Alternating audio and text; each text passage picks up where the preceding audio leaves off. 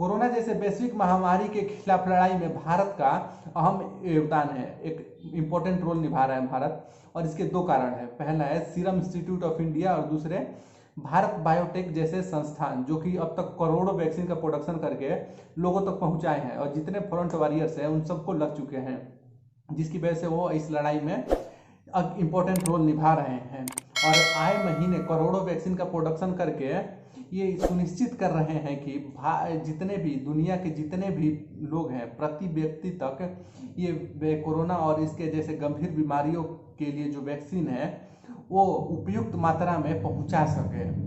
और अगर आप सोचिए, अगर ये दोनों हमारे पास स्वदेशी वैक्सीन और इतना विशाल वैक्सीन प्रोडक्शन का इंफ्रास्ट्रक्चर नहीं होता तो क्या होता, भारत को वैक्सीन कौन देता। इसमें कोई डाउट नहीं है कि अगर भारत के पास स्वदेशी विकसित की हुई कोविशील्ड और कोवैक्सीन जैसी वैक्सीनेशन नहीं होती तो भारत को अभी तक वैक्सीन कहीं से भी मिल ही नहीं पाती, और इसके कारण कोरोना का जो रूप है वो और विकराल हो जाता और पूरे देश में फैल जाता, जिससे कि करोड़ों मासूम लोग अपने जान से हाथ धो बैठते। क्योंकि कोई भी देश भारत को वैक्सीन देने में सक्षम नहीं है, और वो वैक्सीन देना भी चाहे तो वो तभी देंगे जब उनके देश में वैक्सीनेशन का काम पूरा हो चुका है। और इसका एग्जाम्पल हमारे इतिहास के पन्नों में है, जैसे कि पोलियो और हेपेटाइटिस बी और चेचक का जो वैक्सीनेशन था उसको प्राप्त करने में भारत को दशकों इंतजार करना पड़ा था, तब तक लोग इस बीमारी से जूझ रहे थे। अमेरिका ने 1955 में ही पोलियो का वैक्सीन तैयार कर लिया था और इसका प्रोडक्शन करके अपने लोगों को लगाना शुरू कर दिया था। वहीं दूसरी तरफ भारत और इसके जैसे लोग दूसरे जो देश हैं इसकी तरह, भारत की तरह जो देश थे वो इस बीमारी से जूझ रहे थे। 1979 आते आते अमेरिका ने खुद को पोलियो मुक्त देश घोषित कर दिया था, लेकिन तब भी भारत को वैक्सीन प्राप्त नहीं हुआ था। उसके बाद 1994 में 2 अक्टूबर को भारत को वैक्सीन मिला। लगभग अमेरिका में वैक्सीनेशन का काम खत्म हुए 40 वर्ष पूरे हो चुके थे, उसके बाद भारत में वैक्सीनेशन का काम शुरू हुआ था। तब का भारत और अब का भारत देखिए कहाँ से कहाँ पहुंच चुका है। आज भारत के पास अगर खुद की डेवलप की हुई वैक्सीन नहीं होती तो जाहिर सी बात है कि भारत को बाहर से वैक्सीन इंपोर्ट करनी पड़ती। लेकिन बड़ा सवाल यह है कि भारत को वैक्सीन देता कौन। अमेरिका से लेकर यूरोप तक सब अपने नागरिकों को वैक्सीन देने में जुटे हुए हैं। अमेरिका ने 42% लोगों को वैक्सीनेट कर चुका है और वो दोनों डोज दे चुके हैं और बाकी काम चल रहा है। और वही यूरोप के भी कई सारे देश हैं जो कि ऑलमोस्ट 50% अपने नागरिकों को वैक्सीनेट कर चुके हैं। इन सब देशों का भारत के बारे में क्या विचार है, चलिए ये भी समझ लीजिए। अप्रैल में अमेरिका ने भारत पे बैन लगा दिया था, क्योंकि भारत अमेरिका से वैक्सीनेशन जो वैक्सीन है उसको प्रोडक्शन में यूज होने वाले रॉ मटेरियल इंपोर्ट कर रहा था। तो उसने वो उस इंपोर्ट पे बैन लगा दिया था कि भारत वो इंपोर्ट नहीं कर सकता रॉ मटेरियल को।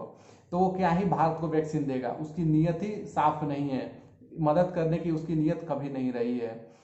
और दूसरी तरफ यूरोप की बात करें, यूरोप की नीयत भी कुछ ऐसी ही है।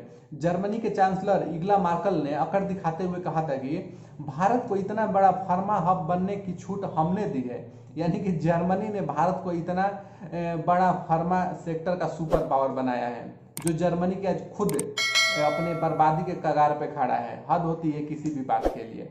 जर्मनी खुद को उस शीशे में देखकर खुश हो रहा है जहां पे हर बिल्ली खुद के प्रतिबिंब में शेर को देखती है। इसी जर्मनी ने भारत और दक्षिण अफ्रीका की उस अर्जी को अस्वीकार करने का ऐलान किया था, जिसमें कि कहा गया था कि ये जो वैक्सीन प्रोडक्शन के लिए आईवीआर यानी कि इंटेलेक्चुअल प्रॉपर्टी राइट्स है उसको खत्म कर दिया जाए, ताकि इसे खत्म होने के बाद कोई भी देश किसी भी देश का वैक्सीन को बिना किसी कॉपीराइट्स के प्रोडक्शन करके अपने लोगों को दे सकता है, उसका यूज कर सकता है। लेकिन अमेरिका और ये जर्मनी दोनों ने इसको रिजेक्ट कर दिया था, और बाद में फाइनली इंटरनेशनल प्रेशर जब आया उन पे तो ये इस बात के लिए स्वीकृति दे दी है। तो ऐसे लोगों से क्या उम्मीद कर सकते हैं। तो भारत को वैक्सीन किससे मिलती? चीन से। वो चीन जिसके वैक्सीन पे उसके खुद के लोगों को भरोसा नहीं है। चीनी वैक्सीन ना ही घटिया है बल्कि उसके साथ खतरनाक भी है। यूएई, बहरीन और सेलेसियस जैसे देश हैं, उन्होंने चीनी वैक्सीन लिया था और उसके बाद अब वो पछता रहे हैं। क्या भारत ऐसे घटिया वैक्सीन के लायक है? नहीं, कभी नहीं। अगर मान लो कि किसी मजबूरी में हमें वो वैक्सीन, घटिया वैक्सीन लेना भी पड़ता, तो चीन भारत का सबसे बड़ा दुश्मन है। उन घटिया वैक्सीन के बदले चीन भारत से क्या क्या मांग करता है, इसकी सिर्फ कल्पना ही की जा सकती है। और उस वैक्सीन को यूके और सऊदी अरबिया जैसे देश मान्यता देने से भी मुकर गए हैं, वो मान्यता देने के लिए तैयार ही नहीं है उसको। और दूसरी तरफ है रूस। रूस भारत को क्या ही वैक्सीन प्रदान करता है, कुछ दे सकता था, लेकिन 135 करोड़ लोगों के लिए वैक्सीन प्रोडक्शन करना उसके बस की बात नहीं है। उसके पास इंफ्रास्ट्रक्चर ही नहीं है इतना ह्यूज प्रोडक्शन के लिए। उसका जो स्पुतनिक 5 वैक्सीन है, उसका ह्यूज प्रोडक्शन भी भारत कर रहा है, भारत में हो रहा है। भारत के पास अगर स्वदेशी में जो विकसित की हुई वैक्सीन नहीं होती, तो भारत को एकदम बहुत बड़ा कर्ज लेना पड़ता है इस वैक्सीन के लिए। लेकिन अभी नहीं, उसमें भी 10-20 साल तो लग ही जाते हैं। और या कुछ लाख वैक्सीन तो मिल जाते दान में, लेकिन 135 करोड़ लोगों के लिए वैक्सीन मिलना नामुमकिन था। और इसके लिए लोगों को 10 से 20 साल तक इंतजार करना पड़ता है। तब तक ये कोरोना लोगों की जान ऐसे ही लेते रहता, करोड़ों लोग अपने जान से हाथ धोते रहते।